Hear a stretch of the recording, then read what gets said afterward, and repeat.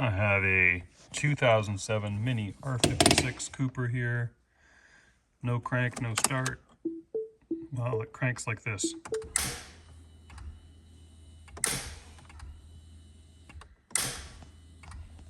And it sets a code A0C1 or something.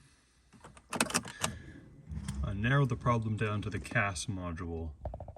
Right there. That diode in the middle, melted. Trace, melted. And this is this relay that powers the starter. And that is a flyback diode that stops bad voltage from melting the rest of the module. So there's the engine bay, and the problem started right down here. That bolt is the engine ground, and corrosion built up on the aluminum and made the ground fail. So I cleaned that, cleaned the other end of it down here somewhere. There it is. Made sure the battery terminals were clean. I made sure that the contacts here were clean and the other end of this wire was clean. And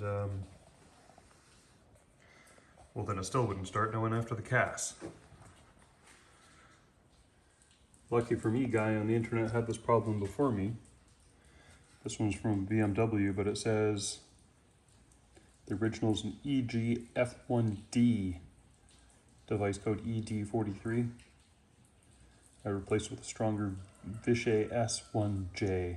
Now the S1J I found wasn't available on Digikey.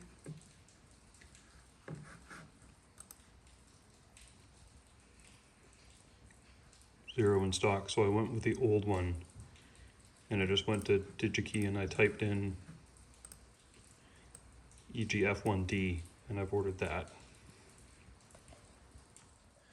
If you need to get this dash pad off, there's bolts in the top behind the ABS signs to get the A-pillar off.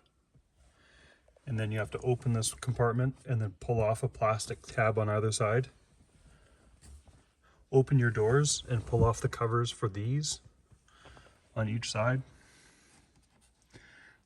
This trim just pops out behind the instrument cluster.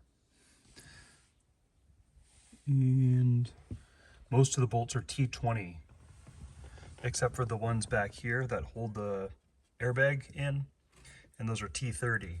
There's also an electrical connector back here that the airbag plugs into, and you'll have to open that. I had to remove this orange trim and the glove box button to access some of the bolts. And then the dash pad just lifts out. The CAS module is here. It's just held in with 4 clips. I used a screwdriver to just slide this out of the module itself.